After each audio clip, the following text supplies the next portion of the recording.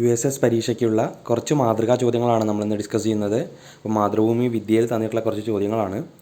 നിങ്ങൾ PSC എഴുതുന്ന ആൾക്കാരാണെങ്കിൽ LGS LDC പോലെയുള്ള പരീക്ഷകൾക്കും വളരെ ഇമ്പോർട്ടൻ്റ് ആയിട്ടുള്ള ചോദ്യങ്ങളാണ്. അപ്പോൾ ഒന്ന് ശ്രദ്ധിച്ച് വയ്ക്കുക. ഞാൻ ചോദ്യങ്ങൾ വായിക്കാൻ നിങ്ങൾക്ക് അറിയുന്ന ഉത്തരങ്ങളാണെങ്കിൽ കമൻറ്റ് ചെയ്യുക. ഉത്തരങ്ങളെല്ലാം ഞാൻ അവസാനം കമൻറ്റിൽ പിൻ ചെയ്ത് വയ്ക്കാം. അപ്പോൾ ഒന്നാമത്തെ ചോദ്യം, ഡൽഹിയിലെ ചെങ്കോട്ട നിർമ്മിച്ചത് ഏത് മുഗൾ ചക്രവർത്തിയുടെ ഭരണകാലത്താണ് എന്നാണ്. രണ്ടാമത്തെ ചോദ്യം, 1800-ൽ ഹംപിയുടെ അവശിഷ്ടങ്ങൾ കണ്ടെത്തിയ ഇംഗ്ലീഷ് ഈസ്റ്റ് ഇന്ത്യ കമ്പനിയുടെ ഉദ്യോഗസ്ഥൻ ആരായിരുന്നു? അടുത്ത ചോദ്യം, വിജയനഗരം സന്ദർശിച്ച പോർച്ചുഗീസ് സഞ്ചാരി ആരായിരുന്നു? 4, ജാംബവതി കല്യാണം എന്ന കൃതി രചിച്ചത് ആരാണ്?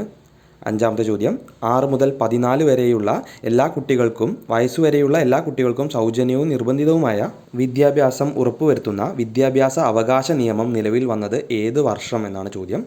അടുത്ത ചോദ്യം, ആറാമത്തെ ചോദ്യം, 1907-ൽ സാധുജന പരിപാലന സംഘം രൂപവത്കരിച്ച സാമൂഹിക പരിഷ്കർത്താവ് ആരായിരുന്നു? ഏഴാമത്തെ ചോദ്യം, ഓസോൺ ദിനം എന്നാണ്?